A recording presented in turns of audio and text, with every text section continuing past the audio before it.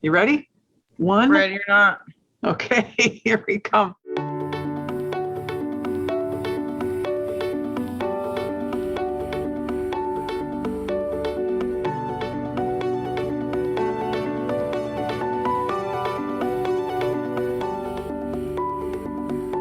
Hi, nice to meet you. Nice meeting you. So you volunteer full-time at the school? Full-time. What kinds of things do you do there? Whatever needed to be done, I was there, but I would enjoy more working with the kids. So tell me a little bit more about how you get around, like to get from home to school where you're When volunteering every day. When What's I'm that volunteering every day, everything I do is by public transportation. like? So that decides where you can go, what you can do. I'm super excited to be able to talk to you because you're on the ground doing the kind of work that we want to give the same opportunity for other people to do. And so tell us then, what are you doing now? Currently, I'm the production coordinator for the production team here at Q-Cells. We manufacture solar panels. That's music to my ears as the Secretary of Energy.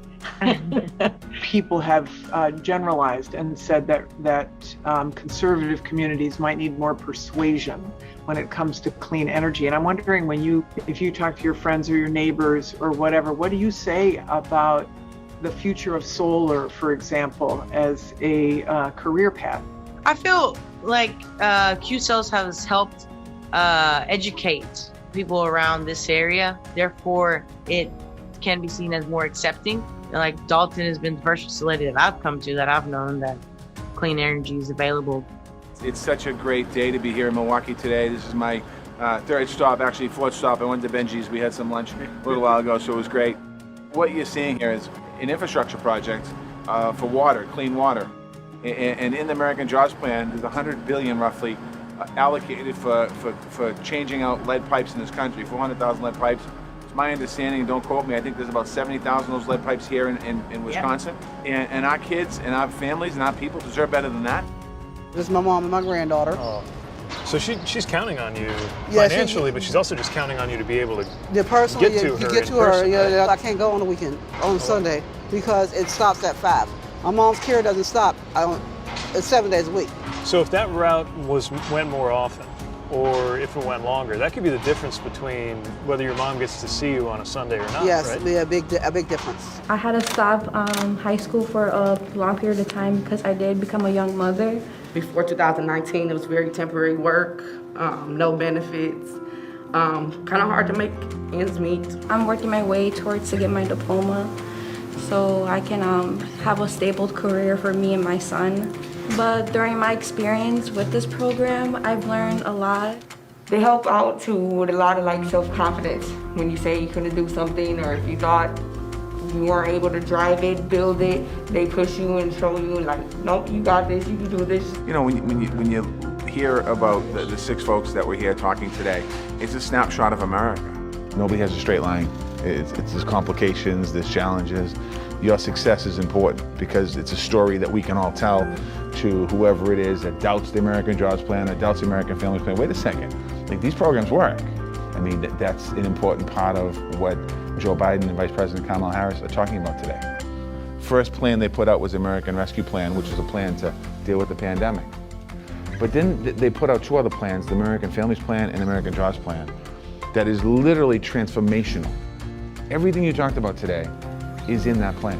What else do you wish people knew, especially, let's say, people up in Congress making decisions, or in this building with me making decisions about public transportation? What I advise y'all to do, whatever city you live in, go ride the bus in your city. See what everybody else, low-income people experience every day. I don't think the word infrastructure is defined to just construction projects. What President Biden and Vice President Harris have talked about is infrastructure in the American worker. It really is about an investment in the future of the American workforce to move them forward. How do we make investments in early education? How do we make investments in childcare, broadband access, as well as electric grids and the potential for more electric vehicles? Infrastructure also includes things like human infrastructures. Let's say there were more routes on the bus that you use, or if the bus got upgraded with better features for passengers with disabilities, right? Because that makes you better off. It makes your mother better off if she's able to see you on Sunday. So kids who count on you, and teacher and parents who count on you, right? It really is about an investment in the future of the American workforce to move them forward. Money comes back into the town, into the city, you see more of this in the city, creating opportunities for people to work, to get those young people, instead of looking on the corner and looking at a project, how do we get them involved in the project? President's agenda to improve public transportation and infrastructure across the country is going to improve everyday lives for so many people, like Lisa, her mom, the kids who count on her as a volunteer. We are going to invest in the means for companies to make solar panels in the United States. And so we want to, make these American-made industries where we can really put our people to work. We're still in the early stages of this conversation with the American Jobs Plan. The Congress is talking about now. We're going to work with the Senate and hopefully pass a piece of legislation that's going to be impactful in so many different ways, not just with replacing lead pipes, but also job training, apprenticeships, diversity, inclusion in industry. So that's the plan here.